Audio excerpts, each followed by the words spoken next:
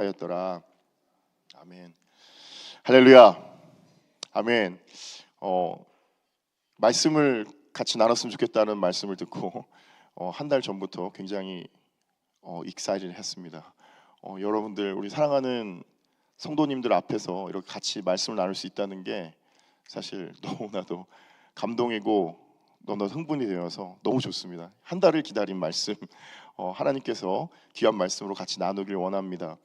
오늘 제목은 여호와의 사자의 두 가지 가르침이라는 제목으로 나누려고 합니다. 여러분들, 어제도 우리 이광원 선생님께서 말씀하셨듯이 사사기는 이제 이스라엘 사람들의 몰락과 잘못하고 다시 회개하고 다시 하나님께서 또 멱살 잡아서 다시 살리시고 뭐 이런 일들이 반복되어지는데, 그러면 왜 그랬을까라는 것들을 계속 얘기하셨을 때 어떤 불순종이었습니다. 그래서 우리 사사기 2장 2절에서 3절을 보면, 너희는 이 땅의 주민과 언약을 맺지 말며 그들의 제단을 헐라 하였거늘 너희가 내 목소리를 듣지 아니하였으니 어찌하여 그리하였느냐. 그러므로 내가 또 말하기를 내가 그들을 너희 앞에서 쫓아내지 아니하리니 그들이 너희 옆구리에 가시가 될 것이며 그들의 신들이 너희에게 올무가 되리라 하였노라. 이 말씀을 보면은 첫 번째 잘못한 건 하나님의 이방 사람들과 언약을 맺지 말고 제단을 헐라는 명령부터 거역하였기 때문에 이 재앙이 시작되었습니다. 또한 또 두 번째는 뭐냐면요, 2장 10절에 보니까 그 세대의 사람도 다 조상들에게로 돌아갔고 그 위에 일어난 다른 세대는 여호와를 알지 못하며 여호와께서 이스라엘을 위하여 행하신 일도 알지 못하였더라. 두 번째 잘못은 신앙이 제대로 전수되지 않았습니다. 그렇기 때문에 이 이스라엘 사람들의 반복되는 잘못과 그리고 다른 민족들로의 그 고난들은 계속 이어질 수밖에 없었죠. 그래서 사사기 저자는 이런 이스라엘들의 반복되는 잘못과 그리고 하나님의 계속 멱살을 잡고 끌고 가시는 그 사랑을 보면서 우리 그리스도인들이 이 시간에 이 세대에 어떻게 또 하나님을 바라보고 우리가 어떻게 살아야 되는지에 대해서 말씀해주고 계세요. 짧은 시간처럼 보이지만 우리는 사사기를 21장에서 보지만 사실은 340년에서 350년 동안에 있었던 일이 이 사사기의 일입니다. 마지막 사사였고 선지자였던 우리 사무엘이 나타나기 전까지 350년 정도, 340년에서 50년 정도를 보는데, 사실 그 기간을 보면 우리의 삶을 돌아봤을 때 굉장히 긴 시간입니다. 그리고 너무나도 컸던 우리 여호수아 이분이 돌아가시고, 그리고 나서 아무도 그런 귀한 인물이 나오지 않았기 때문에 그 족장별로 자신들이 원하는 대로 행했던 그런 상황이었어요. 오늘 사사기 13장 15절 말씀은 어제 13장 전반부의 말씀을 이어서 삼손의 출생 비밀에 관해 상세히 말씀해주고 있습니다. 13장 전반에 거쳐 느껴지는 분위기를 표현할 수 있는 두 가지는 그 당시 이스라엘 사람들의 하나님에 대한 무지, 그리고 그럼에도 불구하고 하나님께서 사랑하시는 이스라엘을 끝까지 멱살 잡아 구원하길 원하시는 하나님의 큰 사랑입니다. 어제의 말씀에서 우리는 여호와의 목전에서 악을 행할 게 40년 동안 블레셋 사람들의 괴롭힘 안에 살고 있던 이스라엘 사람들을 구원하시기 시작하시는 하나님의 결정을 봅니다. 그것이 굉장히 큰 은혜였어요. 삼손이 속한 단 지파는 야곱이 저주했던 지파입니다. 그래서 어떻게까지 가냐면 우리 단 지파는 나중에 요한계시록에 보면 그 12지파를 열거할 때 그 이름이 사라져요. 그 배경이나 그런 것에 대해서는 설명하려면 너무 길어지는데, 근데 그런 지파에서 그럼에도 불구하고 사사기에 나오는 12사사 중에 대사사인 마지막 삼손, 그 마지막 대사사인 삼손이 단 지파에서 나옵니다. 하나님의 전적인 은혜의 선택으로 마노아의 집안에 큰 경사가 일어난 것입니다. 원래 거룩한 부담감이 산같이 밀려오는 일이긴 해도 원래 아이를 가질 수 없었던 마노아의 아내에게 기적같이 아이를 보내주시고, 그리고 날 때부터 나실인으로 구별될 뿐만 아니라 5절에 보면 그가 블레셋 사람의 손에서 이스라엘을 구원하기 시작하리라 라는 말씀으로 이스라엘 사사가 될 것으로 축복과 같은 예언을 듣게 됩니다. 나실인이 되는 것은 자신의 결단으로 정한 동안 나실인이 되는 경우가 있지만 또 이렇게 날 때부터 나실인이 되는 경우가 있습니다. 삼손의 경우는 하나님께서 정하신 나실인이었어요. 그래서 부모 입장에서는 감사하고 그리고 부담스럽기도 하지만 그 놀라운 하나님의 인도하심이 아닐 수 없었습니다. 게다가 하나님의 사자의 용모와 같은 자가 나타나서 심히 두려워하는 지경이 됩니다. 오늘 15절 말씀은 마노아의 기도를 통해 다시 나타난 하나님의 사자에게 마노아가 함께 머물러서 염소탕을 대접하게 해달라는 간청에서부터 시작합니다. 염소 새끼를 잡아서 식사를 준비하겠다고 합니다. 그러자 여호와의 사자는 나를 붙들어도 준비한 음식은 먹지 않겠습니다. 거절합니다. 그럼 이름으로라도 알려주며 임신을 할 수 없는 아내가 임신을 해서 아이를 낳을 때까지라든지 정말로 아이가 자라서 이스라엘 사사가 되면 당신의 이름을 모두에게 알리겠다, 높이도록 하겠다, 이렇게 얘기를 하죠. 그랬더니 여호와의 사자는 끝까지 이름을 알려주지 않고 마노아가 새끼 염소를 바위 제단에 올려놓자 불꽃이 하늘로 올라간과 동시에 여호와의 사자는 불꽃과 함께 올라갔고 마노아가 그제서야 여호와의 사자임을 깨닫고 하나님을 보면 죽는다고 했으니 우리도 죽겠다라는 말도 안 되는, 물론 걱정했던 부분입니다. 많은 구약의 시대의 사람들이 걱정하는 부분이었어요. 하나님을 바라보면 죽기 때문에. 그 지성소에 들어가면 그 직접 하나님을 맛보며 하나님께서 지정하신 그 대제사장이 아니면 죽을 수밖에 없었기 때문에 그런 대제사장도 아닌 우리가 만약에 박스니까 우리도 죽을 수도 있겠다라고 걱정을 하게 되죠. 하지만 언제나 그랬듯이 우리 남편보다 지혜로운 아내들이죠. 아내는 번제도 잘 받으신 것 같고 우리가 죽으면 나실인이 될 아이는 어떻게 나오냐며 쓸데없는 한근심에 빠져있는 남편을 다독거립니다. 어느 정도 시간이 지나 아이가 정말 태어나고 히브리어로 작은 태양 혹은 태양의 사람이라는 뜻의 삼손이라는 이름을 지어줍니다. 그리고는 마지막 절에 단지파에게 중요한 지역인 소라와 에스디올 중간에 위치한 마하네단이라는 곳에서 여호와의 영이 삼손을 움직이기 시작했다라는 말씀으로 13장이 끝납니다. 나중에 18장에 보면 이 지역에서부터 단 사람들이 블레셋 사람들의 괴롭힘에 피해 다른 지역으로 이동하기 위해서 용맹한 사람 5사람을 북쪽으로 보내게 됩니다. 그래가지고 정탐하게 하고 결국에는 라이스라는 그 지역을 딱 보니까 사람들도 별로 그렇게 강한 사람들도 없고 그래서 우리가 이 땅 차지하자 그래서 그 사람들을 막 죽이고 그 땅을 차지하게 되는 하나님 앞에서 죄를 짓는 일을 벌이게 됩니다. 오늘 본문에서 우리는 마노아의 행동을 통해서 우리의 삶 속에서 하나님의 계획하신 일들이 시작되어질 때 크리스찬은 어떻게 해야 하는지에 대해서 알기를 원합니다. 첫 번째, 크리스찬은 항상 성령님과 동행하며 영적인 눈이 띄어 있어야 합니다. 아멘입니까? 네, 어렵죠. 어렵습니다. 하지만 우리가 그렇게 해야 되는 것이 크리스찬이라고 생각합니다. 항상 성령 충만함을 구해야 되는 것이죠. 예수 그리스도께서 약속하신 보혜사 성령님은 우리가 진정으로 하나님께 회개하고 우리의 죄를 회개하고 예수 그리스도를 우리의 구원자로 받아들이면서 항상 우리의 마음속에 계십니다. 성령님은 어떤 도움을 주십니까? 성령님은 우리에게 어떤 상황에 처했을 때 우리의 하나님의 길로 갈 수 있도록, 우리의 길이 아닌 하나님의 길로 갈 수 있도록 지혜를 주심으로 인도해 주십니다. 그렇기 때문에 어떤 상황에 처했을 때 기도로 잠잠히 하나님을 바라보는 것이 중요합니다. 귀를 열어 하나님께서 하시는 말씀을 듣고 들었으면 눈을 열어 그 길을 보고 다리에 힘을 주고 움직여서 담대하게 그 길을 나아가야 합니다.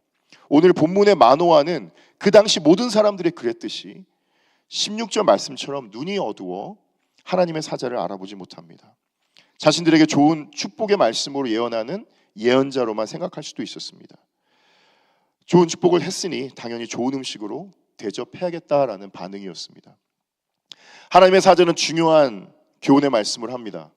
날 대접하려고 하는 염소 새끼로 차라리 하나님께 이스라엘 사람들이 헌신을 결단할 때 드렸던 그 번제를 드려라. 이 말에는 이런 말씀이에요. 네가 흥분하고 있는 그 내 메시지, 너를 통해, 너의 가문을 통해 날 때부터 나실인인 사사가 나온다는 이 사실을 전한 나에게 고마워하지 말고 아무것도 아닌 너의 가문을 통해 태어날 사사를 통해서 하나님께서 이스라엘의 구원을 시작하시기로 하셨다라는 그 사실에 대해서 하나님의 사랑에 감사하면서 그 번제를 드려라, 이렇게 얘기를 하고 있어요. 첫 번째 여호와 사자의 가르침입니다. 나는 단지 하나님의 계획을 전하러 온 사자일 뿐이다. 마노아는 영적인 무뎌짐으로 상황을 이끄시는 하나님의 인도하심을 바라보지 못했습니다. 온전히 그냥 내 앞에 있는 놀라운 그 사자의 모습에만 집중하고 있습니다. 우리는 잠잠히 하나님을 바라보기 위해서 이 아침에 나왔습니다. 성령님의 밝은 빛의 인도하심이 아침을 깨워주시고 주님 앞에 나오 계신 여러분들의 마음에 가득하시길 기도합니다.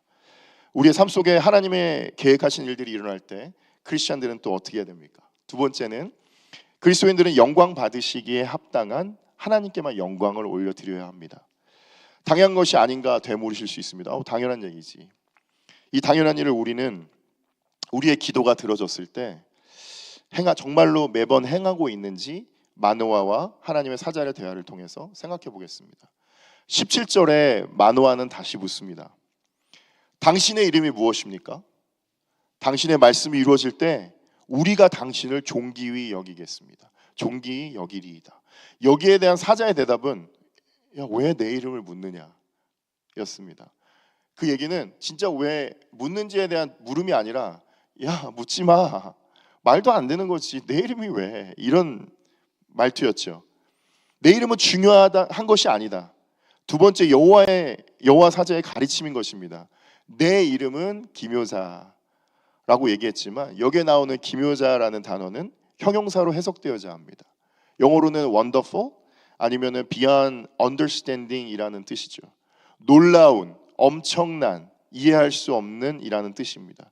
이런 히브리어의 펠레라는 단어의 형용사로 쓰여져서 난 너 마노아가 이해할 수 없는 자이다 라는 말입니다.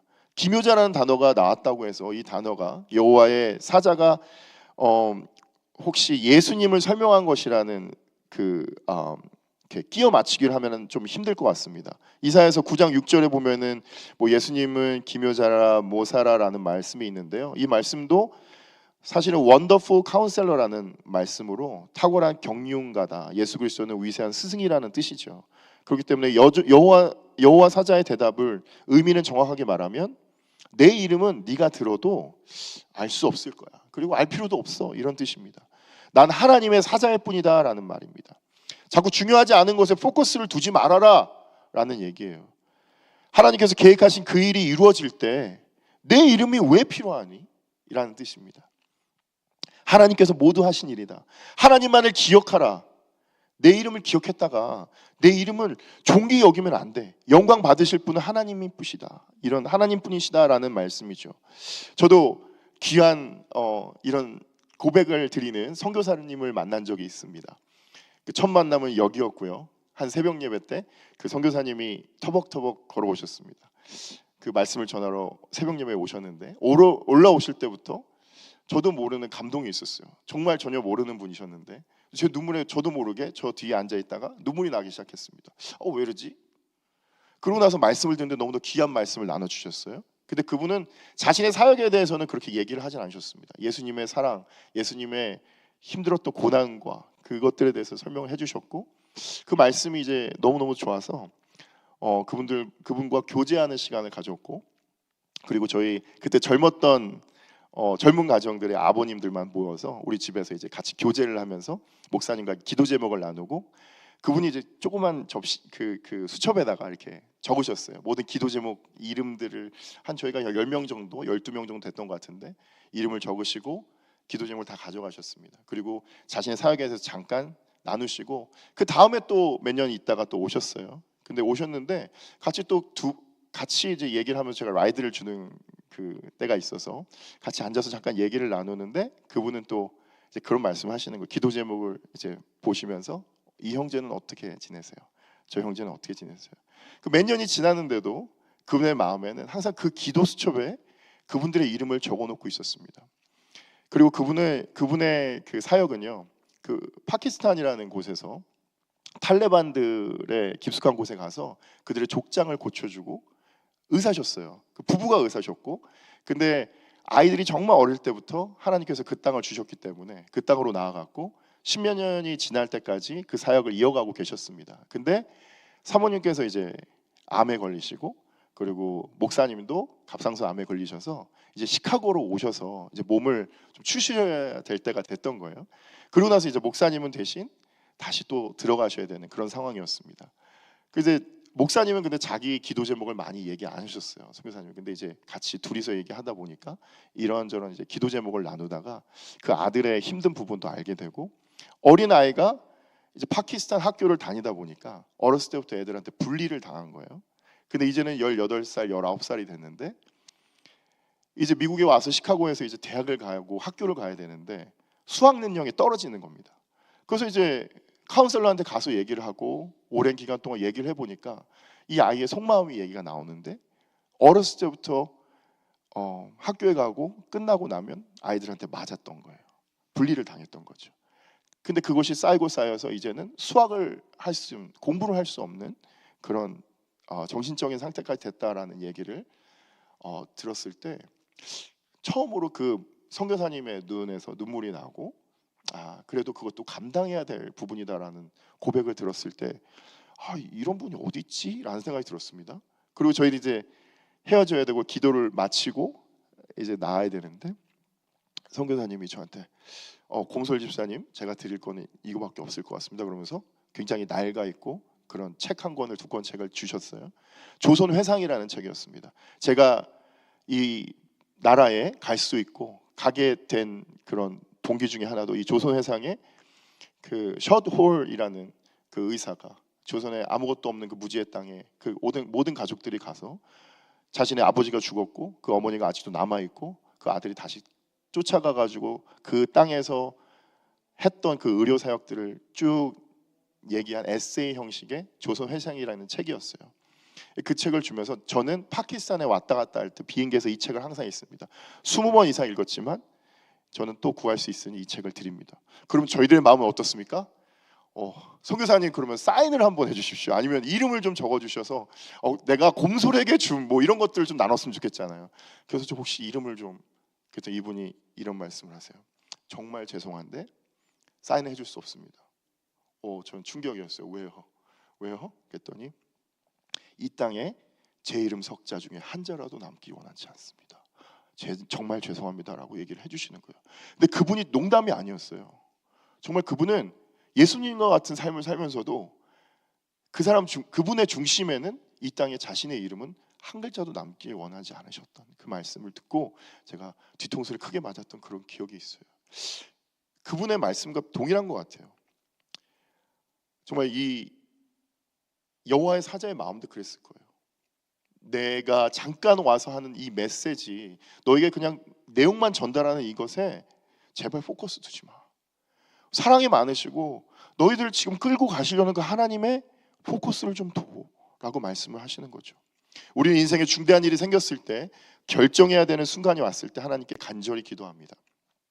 기도의 방향이 하나님의 뜻에 합당하거나 그렇지 아니하더라도 간절한 기도에 하나님께서 응답을 해주십니다. 그리고 그 중대한 일이 자신의 기도 방향으로 이루어졌을 때 우리는 많은 경우에 하나님께 기도는 해놓고 그 일이 도와준 사람들에게만 그 일을 도와준 사람들에게만 큰 감사의 마음을 전합니다. 교회에도 어느 정도 감사 헌금을 드릴 수도 있습니다. 그리고는 좀 있죠. 언젠가는 다시 인생을 살면서 비슷한 일이 생겼을 때 꼭 그때가 처음 일어난 것처럼 다시 하나님께 달려들어서 기도의 제목을 쏟아붓습니다. 마치 우물에 빠져가는 강에 빠져가는 차 안에 있는 사람이 차 유리를 깰 수 있는 특수한 망치를, 요만한 망치가 있습니다. 정말 조그만 망치인데 그 사이드를 딱 때리면 차 유리가 딱 깨지는 그런 망치가 있어요. 그 망치가 아니면 잘 깨지지 않습니다. 근데 어떤 사람이 수영을 해서 물로 들어와서 그걸 딱 전해줍니다. 그리고 나서는 이 사람은 깨고 나왔어요. 근데 깨고 나와서는 그 사람을 보지 않고 그 망치를 붙들고 감사를 표현합니다. 말이 되지 않는 거죠. 그리고 망치를 전해준 사람에게는 당연한 일로 생각하거나 고마우면 그냥 고맙다고만 얘기하고 망치를 붙잡고 사는 겁니다. 하나님께서 우리의 문제점과 고민들, 어려움들을 해결해 주시는 가장 큰 이유는 하나님께서 우리를 사랑하셔서 그 일을 통해서 하나님과 가까워지시길 원하시기 때문입니다. 우리를 지으신 이유는 우리의 인생을 통해서 찬양 받으시고 영광 받으시기 원하시기 때문입니다. 우리는 기도할 때 이 일이 해결되면 하나님께 어떤 이득이 있는지 생각해 보셔야 합니다. 내 기도가 하나님께 영광이 되어지고 하나님께서 원하시고 바라시는 인생의 방향과 같은지에 관해서 고민하면서 기도가 드려져야 합니다. 우리는 기도하는 이 순간에 나는 하나님의 자녀로 바로 서 있는지, 예배에 목숨을 걸고 있는지, 주께서 맡겨주신 교회를 사랑하고 섬기고 있는지, 조금 불편함이라 해도 주께서 주신 명령에 가슴에 들어오면 감사와 기쁨으로 행하고 있는지 생각해 봐야 합니다. 그래야 마노아처럼 하나님께서 보내신 하나님의 메신저를 꼭 하나님인 것처럼 높이려 하지 않을 것입니다. 우리 인생에는 하나님께서 들어주신 기도들이 너무나도 많습니다. 기도를 들어주실 때마다 우리의 신앙은 성숙되어져야 합니다.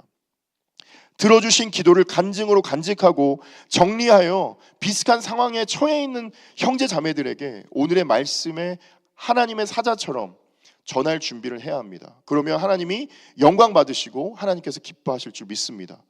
마노아가 잘 모르고 준비한 염소 새끼와 소재를 하나님께서는 기쁘게 받으셨습니다. 불을 붙였다라는 표현이 없는 것으로 보아서 하나님께서 제사를 받으실 때 하늘에서 불이 내려왔던 것처럼 불을 붙이시고 하나님의 사자가 그 불꽃을 따라 하늘로 올라가는 것을 보여주셨습니다. 이 기억은 마노아와 그 아내에게 평생에 잊을 수 없는 장면이었을 것입니다. 이 장면이 삼손을 나실인으로 기르는 힘든 양육 과정 속에서도 마노아와 아내에게 힘이 되고 단단한 결단의 원동력이 됐을 것입니다. 참으로 인격적이고 자상하신 하나님이 아니실 수 없습니다. 아멘? 아멘입니다. 오늘 말씀을 맺습니다. 세상은 하나님을 점점 잊어갑니다. 유럽 교회가 그리고 미국 교회가 하나님을 잊어가고 이단의 거대한 자본이 자선이란 이름으로 들어오고 있습니다. 또한 약한 나라에 깊숙이 들어가고 있습니다. 사사시대처럼 자신들이 믿고 싶은 대로 원하는 대로 살아가고 있습니다. 하지만 우리에게 성경 말씀이 있고 그것을 바르게 깨닫고 빼닫게 하시는 우리들의 안에 성령님이 계십니다. 끊임없이 성령님의 충만한 임재를 구해야 합니다. 성령 충만함이 입어 내게 임한 상황을 볼 수 있어야 합니다. 이 상황에 맞게 함께 하시는, 언제나 이 상황 저 상황에 상관없이 함께 하시는 예수 그리스도를 의지할 수 있어야 합니다. 그리고 마지막에 고통을 거두시고 기도를 들어주셨다면 하나님께 전적으로 영광을 돌리고 하나님의 신실하심을 형제 자매에게 나눠야 합니다. 오늘 가지고 오신 기도 제목들이 이루어지는 기쁨의 기대함을 가지고 기도하는 우리가 되길 원합니다. 이런 삶을 살 때 예수 그리스도와 함께 걸어감이 기쁘고 천국을 바라보는 우리들의 믿음이 더욱더 굳건해지리라 믿습니다. 기도하시겠습니다. 아버지 하나님, 오늘 귀한 말씀 주심을 감사드립니다. 사사기의 그 삶들이 너무나도 힘들고 어려웠다는 것, 그리고 그들의 잘못을 볼 때에 저희들이 절대 그들을 정죄할 수 없음을 봅니다. 저희 삶이 그렇습니다. 매일매일 넘어지고 저희들이 좀 더 편하다고 생각했을 때 저희가 가진 것들이 꼭 저희 것인 것처럼 사용하는 저희들을 볼 때 사사기의 이스라엘과 다름이 없음을 하나님께 고백하며 자복하며 회개합니다. 아버지 하나님, 저희들에게 주신 이 삶, 하나님께서 하시고자 하시는 일 저희들 해드릴 수 있도록 항상 성령 충만함으로 나아갈 수 있도록 인도하여 주시고 저희들의 원하시는 삶으로 한 걸음 한 걸음 나아가는 저희들이 될 수 있도록 인도하시고 도와 주시옵소서. 오늘도 하나님께 나아갈 때에 하나님께 예배로 나아가는 오늘 하루가 되어질 수 있도록 인도하여 주시옵소서. 믿고 감사드리며 예수님 이름으로 기도드렸사옵나이다.